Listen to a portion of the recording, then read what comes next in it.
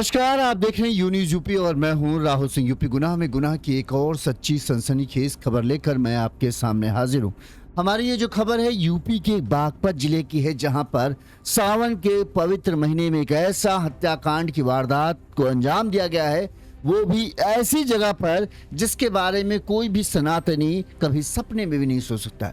एक भगवान गणेश के मंदिर के अंदर में दोहरे हत्याकांड की वारदात को अंजाम दिया गया और इस हत्याकांड की वारदात को किसी और ने नहीं बल्कि मंदिर के महंत ने अपने प्रेम संबंधों के वजह से इस हत्याकांड की वारदात को अंजाम देते हुए दो दोस्तों की हत्या की और फिर उनकी लाश को मंदिर के अंदर ही दफना दिया।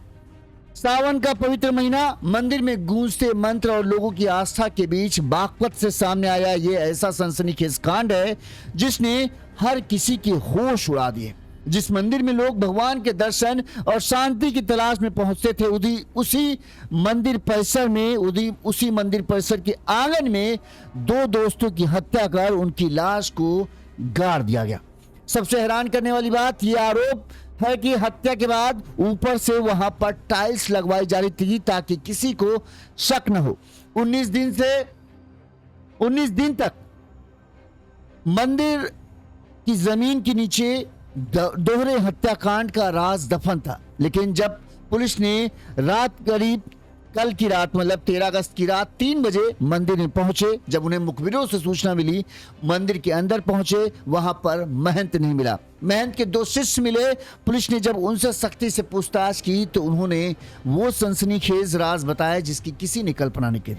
उनकी निशानदेही पर मंदिर के परिसर में खुदाई की गई और 19 दिनों से लापता दो जवान युवकों की लाशें उस मंदिर परिसर के अंदर से मिली। इस घटना के बाद पूरे इलाके में लोगों के अंदर गुस्सा है। वहीं इस घटना ने कई लोगों की आस्था को भी गहरा धक्का पहुंचाया है।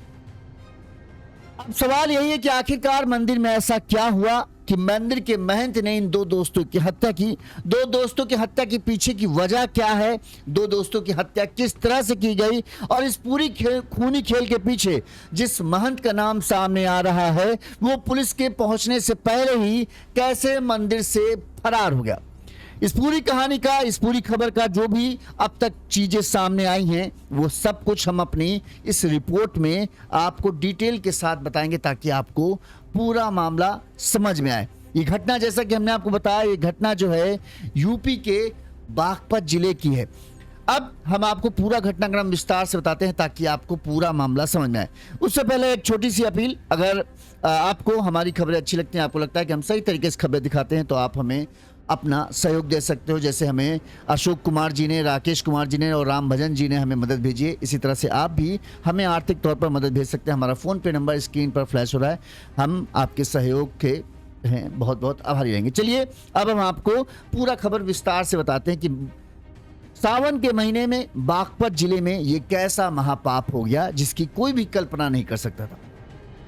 बागपत जिले का चांदीनगर थाना क्षेत्र, इस चांदीनगर थाना क्षेत्र के सिगोली तगा गांव है।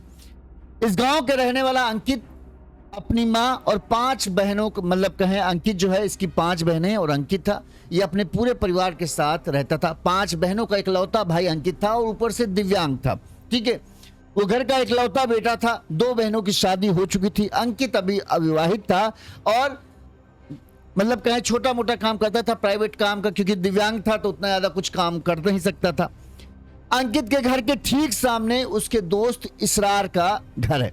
अंकित की उम्र करीब समझ लीजिए 25-26 साल थी और वहीं जो 26-27 साल के आसपास ही जो है उसका सामने, अंकित के घर के जस्ट सामने इसरार जो था उसकी उम्र भी यही थी। अंकित और इसरार जो है वो दोनों बहुत अच्छे दोस्त थे। इसरार जो है प्राइवेट नौकरी टाइप का काम करता था और उससे काम करके वो शादीशुदा था, उसका अपना पूरा परिवार था और इस नौकरी से वो अपने परिवार का पालन पोषण कर रहा था। जो इसरार है उसके उसकी पत्नी फिरदौस और 3 बच्चे हैं। सबसे बड़ी बेटी है 6 साल की इसरा, फिर उससे छोटा बेटा है 5 साल का आयान और 3 साल का फैजान, यानी 2 बेटे और 1 बेटी है। इसरार के पिता रिड़कू ने बताया कि मेरा बेटा और अंकित, जो दोनों गहरे दोस्त थे, 25 जुलाई की दोपहर बाइक से निकले थे और इसके बाद वो देर रात तक घर नहीं आते। अब जब हम लोगों ने रात में वो घर नहीं आते, इसके बाद उन्हें फ़ोन मिलाते हैं, उनका फ़ोन नहीं मिलता, कहीं उनकी कुछ हाल खबर नहीं मिलती, तो हमने उनकी खोजबीन शुरू की। एक रात हमने इंतजार भी किया कि शायद हो सकते हैं भाई ये कहीं घूमने फिरने चले जाते हैं, कहीं किसी काम के सिलसिले में चले जाते हैं, तो हो सकता है कहीं गए हों, कल सुबह तक आ जाएंगे। लेकिन जब 26 जुलाई को भी वो घर नहीं लौटे तो परिजनों ने खोजबीन शुरू की। जहां जहां इनके रिश्तेदार दोस्त यार थे, सबसे पता करने की कोशिश की कि आखिरकार ये दोनों कहाँ गए, लेकिन इनका कुछ पता नहीं चला। दोनों के फोन पर कॉल की गई तो मोबाइल नहीं उठा। 27 जुलाई यानी एक दिन और गुजरने के बाद 27 जुलाई की शाम को दोनों के मोबाइल बंद हो गए। इसके बाद जो है परिजनों ने, अब उन्हें लगा कि यहाँ कुछ तो मामला गड़बड़ है, जिसके बाद कहते हैं कि एक दो दिन और गुजरने के बाद जब उन्हें हुआ कि नहीं अब मामला चिंताजनक है, क्योंकि कभी इतने दिन तक एक साथ तो गायब हुए नहीं।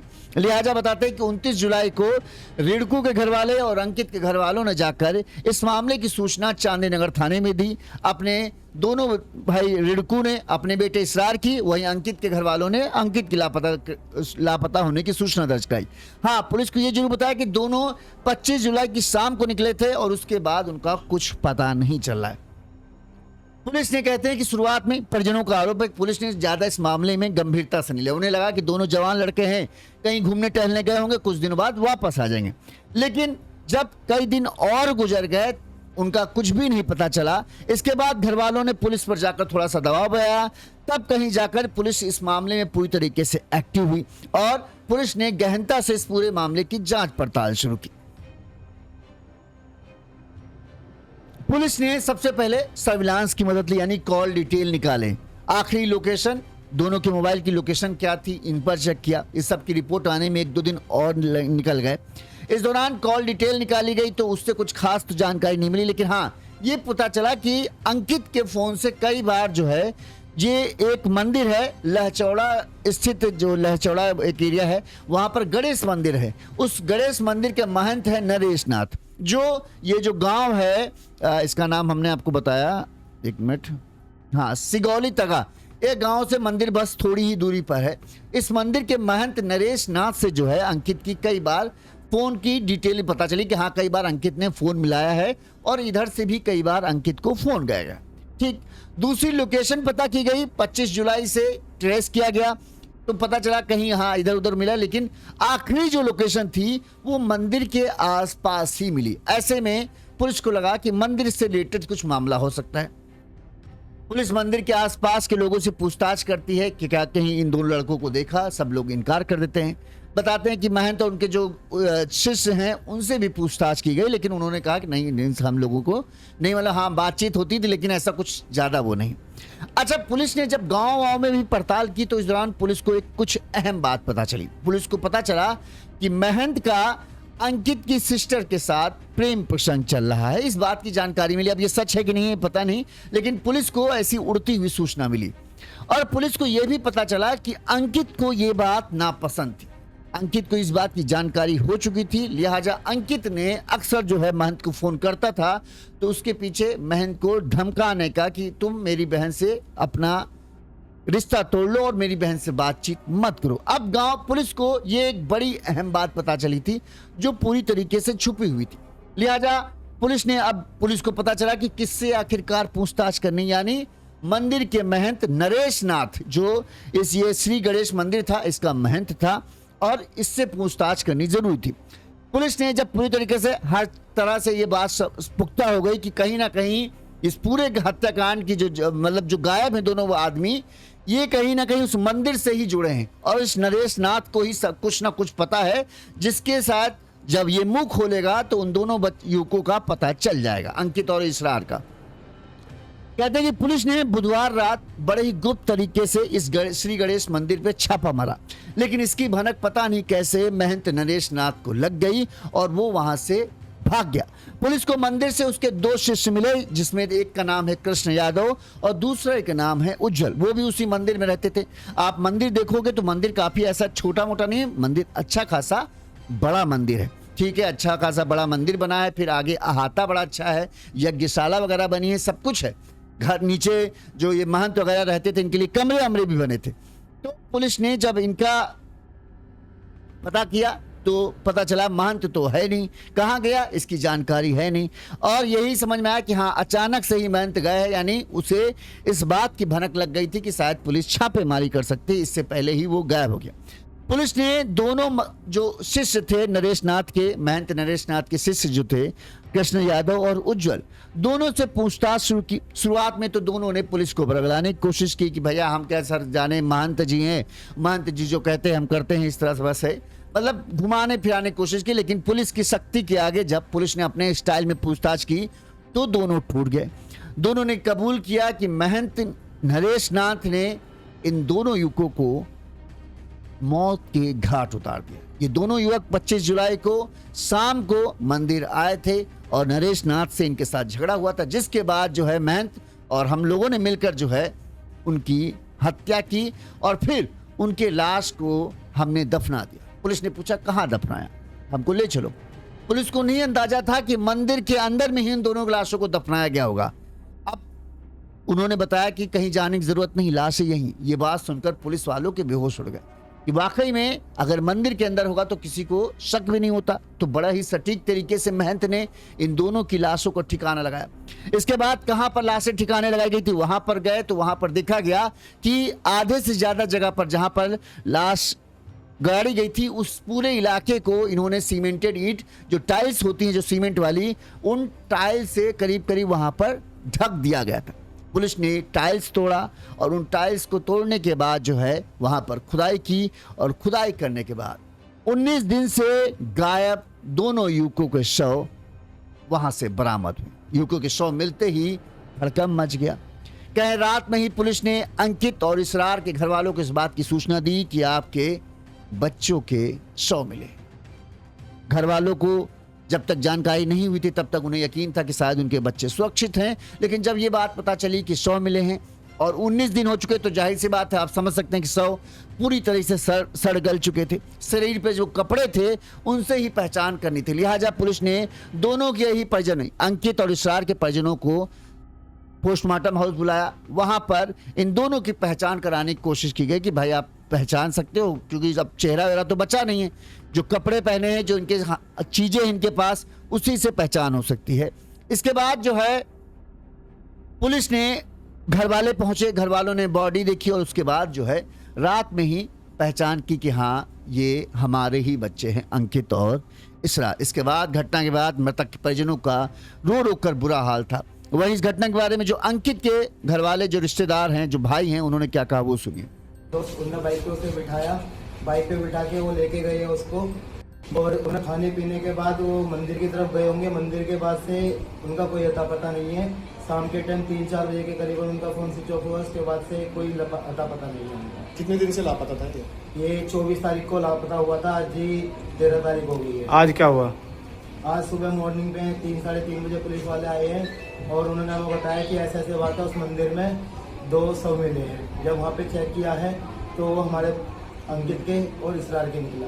गुमशुदगी की रिपोर्ट लिखवाई थी आपने? गुमशुदगी की 3 दिन बाद ही, 2 दिन बाद ही रिपोर्ट लिखवा दी थी। किसने ये हत्या करी है, क्या मामला सामने है? शक जा रहा है, जो मंदिर का पुजारी है उसमें शक जा रहा है।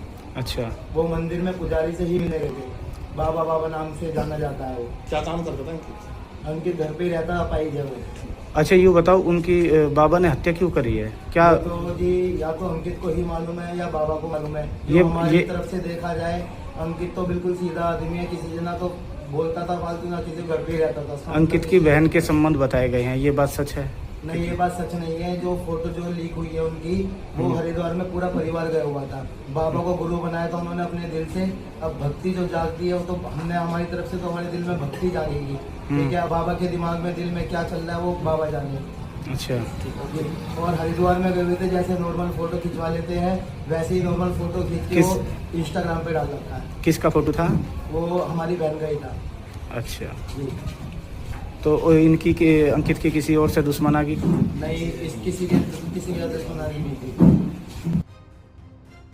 जो ये भाई था उनका कहना है कि जो ये बहन की बात या फोटो जो वायरल हो रही है, आप भी एक देख रहे हो फोटो जिसमें महंत खड़ा है और साथ में एक युवती है जिसका हाथ पकड़े हुए।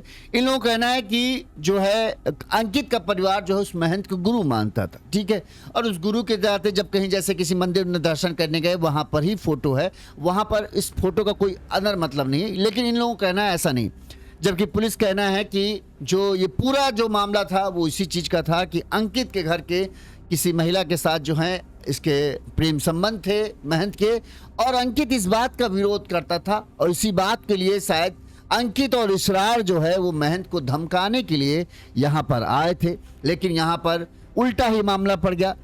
अंकित को भी शायद इस बात का अंदाजा नहीं था कि जो महंत है वो इस तरह का हैवान बन जाएगा, और चूंकि अंकित तो वो दिव्यांग था, ठीक है, उसके पैर सही से काम करते नहीं थे, ऐसे में वो किसी की रक्षा कर पाए ये मुश्किल था।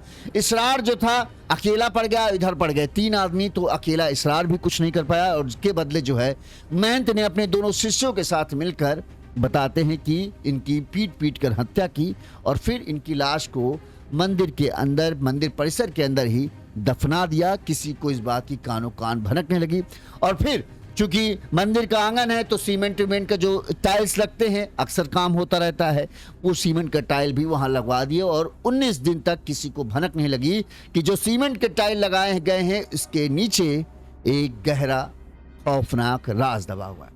वहीं इस मामले में जो अब तक पुलिस ने क्या कहा वो भी बता देते हैं। इस मामले में एसपी सूरज राय ने कहा कि बहन से अफेयर के विरोध में ही दोनों युवकों की हत्या की बात सामने आ रही है। महंत 1 साल पहले गांव में अंकित के पड़ोस में रहता था और पूजा पाठ कराता था, लेकिन उसका चाल चलन ठीक नहीं था। इसके चलते गांव वालों ने उसे गांव से निकाल दिया, और इसके बाद वो किसी न तरीके से इस मंदिर में आ गया। यहाँ पर वो महंत तक बन गया और उसने अपने 2 शिष्यों को भी साथ रहने लगा। उसका बताते हैं कि ये जो महंत नरेश नाथ है ये मूल रूप से उत्तराखंड का रहने वाला है, और बताते हैं कि इसका बाकायदा बीवी बच्चे भी हैं। कुछ दिनों पहले बताते हैं कि 14 साल का इसका बेटा भी उत्तराखंड से यहाँ घूमना आया था, लेकिन अब वो भी मंदिर पे नहीं है और वो भी गायब है। शायद हो सकता है कि महंत नरेश नाथ उसे लेकर वापस उत्तराखंड चला गया। इस जो गणेश का मंदिर है ये भी यहाँ का, इस गणेश मंदिर का महंत पुजारी था। ये मंदिर जो है यहाँ का कहें बड़ा प्रसिद्ध मंदिर है और काफी लोगों की इस मंदिर में आस्था है। मंदिर करीब बताते हैं कि 500 गज क्षेत्रफल में बना है। आप समझ सकते हैं 500 गज का मंदिर यानी अच्छा खासा इस मंदिर के पास जगह है। गणेश चतुर्थी और दिवाली पर यहाँ पर तो लोगों की भीड़ लगती है। अब पुलिस जो है उन्होंने कहा कि हमने मंदिर में खुदाई करके दोनों शव बरामद कर लिए। पोस्टमार्टम रिपोर्ट के बाद यह साफ हो पाएगा कि आखिरकार दोनों की हत्या कैसे की। अभी तक ऐसा लग रहा है कि शायद इनके ऊपर लाठी डंडों से हमला करके इन्हें मारा गया होगा, लेकिन असल वजह जो है पोस्टमार्टम रिपोर्ट के बाद ही सामने आ पाएगी कि किस तरह से मारा गया। क्या धारदार हथियारों का इस्तेमाल किया गया, क्या लाठी डंडे या भारी चीजों का इस्तेमाल किया गया जिससे इनकी हत्या हुई है, ये बात पोस्टमार्टम रिपोर्ट के बाद आएगी। वहीं मंदिर के आसपास लगे सीसीटीवी कैमरों की फुटेज को भी पुलिस खंगाल रही है कि उससे कुछ सुराग मिल जाए। इसके अलावा महंत की तलाश के लिए भी बागपत पुलिस की 2 से 3 टीमें बनाई गई हैं, जिससे वजह से कहा जा रहा है कि जल्द ही महंत को गिरफ्तार कर लिया जाएगा। और महंत की गिरफ्तारी होने के बाद ही असल पूरा मामला सामने आ पाएगा कि आखिरकार उसने क्यों इन 2 युवकों की हत्या की है, किस तरह से हत्या की और वजह क्या रही है। कहा जा रहा है कि जो महंत है वो उत्तराखंड के काशीपुर का रहने वाला है और करीब 1 साल से मंदिर में रह रहा था। ग्रामीणों के अनुसार साधु ये जो मंदिर महंत था ये रोजाना लोगों को प्रवचन देता था और अपराध से दूर रहने और शांतिपूर्ण जीवन बिताने की सीख देता था।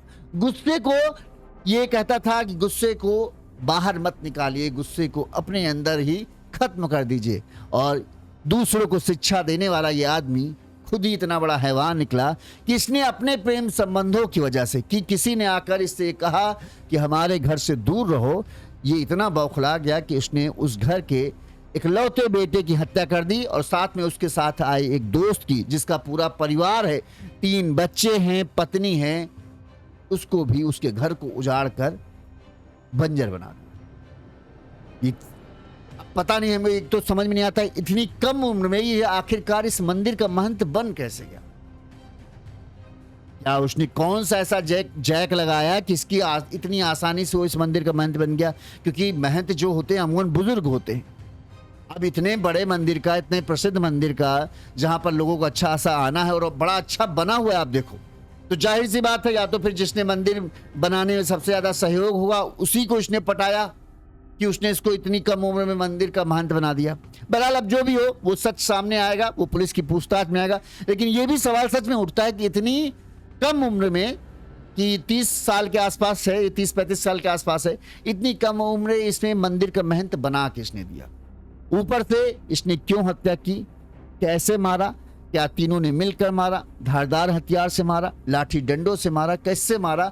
ये सारे सवालों के जवाब तब मिल पाएंगे जब ये पकड़ा जाएगा। अंकित और इसरार इसके पास किस बात के लिए आए थे?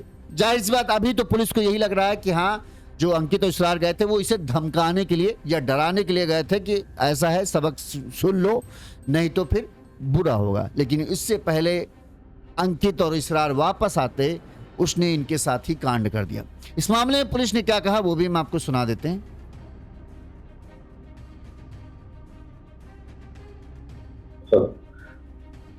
दिनांक 29 जुलाई 2026 को थाना चांदी नगर में सूचना प्राप्त हुई कि ग्राम लहचौड़ा के रहने वाले 2 युवक लगभग 3 दिन से गुमशुदा हैं, जिस पर तत्काल सुसंगत धाराओं में अभियोग पंजीकृत करके थाना चांदी नगर से आवश्यक पता रसी सुराग रसी हेतु टीमें लगा दी गई। कल दिनांक 12 अगस्त 2026 को थाना चांदी नगर ने इस घटना का सफल अनावरण कर लिया है और तथ्य कुछ इस प्रकार है। इन दोनों युवकों की जान पहचान पास के ही मंदिर के पास रहने वाले एक महंत से हुई थी और ऐसा बताया गया कि इस व्यक्ति का मृतक अंकुर के परिवार में किसी के साथ अवैध संबंध था और इसी के चलते इन दोनों में आपस में विवाद था। दिनांक 25 जुलाई को ही उक्त अभियुक्त ने अपने 2 शिष्यों और बेटे के साथ मिलकर इन दोनों व्यक्तियों की हत्या करके इनको अपने आवासीय परिसर में ही दफन कर दिया था। आवश्यक विधिक कार्रवाई करते हुए दोनों शव का उत्खनन किया गया है और पोस्टमार्टम पंचायतनामा की कार्रवाई की जा रही है।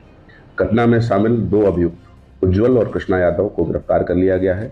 शेष दोनों अभियुक्तों को भी शीघ्र ही गिरफ्तार कर लिया जाएगा। मौके पर कानून व्यवस्था संबंधी कोई समस्या नहीं है। अब इस घटना में महंत की गिरफ्तारी के लिए बागपत पुलिस ने टीम तो बना दी। उम्मीद करते हैं जल्द ही महंत पकड़ा जाए और जो मृतकों के परिजन हैं उनको इंसाफ मिल सके। अब ज्यादातर इस मामले में जिस तरह का ये महापाप है, इस महापाप के लिए सजा तो सिर्फ मौत ही होनी चाहिए। पुलिस इस मामले में कार्रवाई करेगी, परिजन भी मांग कर रहे हैं। वहीं गांव के लोगों में भी इस बात के लिए बहुत गुस्सा है कि एक महंत ने मंदिर की भी गरिमा को कलंकित कर दिया है, मंदिर को दागदार कर दिया है और इससे जो वहां पे लोग हैं, जो आस्थापूर्ण लोग हैं, उनकी आस्था को भी गहरा झटका लगा है। ऐसे में सब चाहते हैं कि इस महंत को ऐसी सजा मिले कि दूसरे भी इससे सबक ले और याद रहे कि हाँ, कहाँ जो पूजा पाठ की जगह है, जहाँ पर सत्कर्मों की बात की जाती है, वहाँ पर इस तरह की घिनौने वारदात के लिए कोई जगह नहीं होनी चाहिए। इस खबर पर आपकी क्या राय है कमेंट करके जरूर बताइएगा। इस खबर का आगे जो अपडेट आएगा वो हम आप तक जरूर पहुंचाएंगे। चैनल को लाइक सब्सक्राइब कर लीजिएगा। नमस्कार।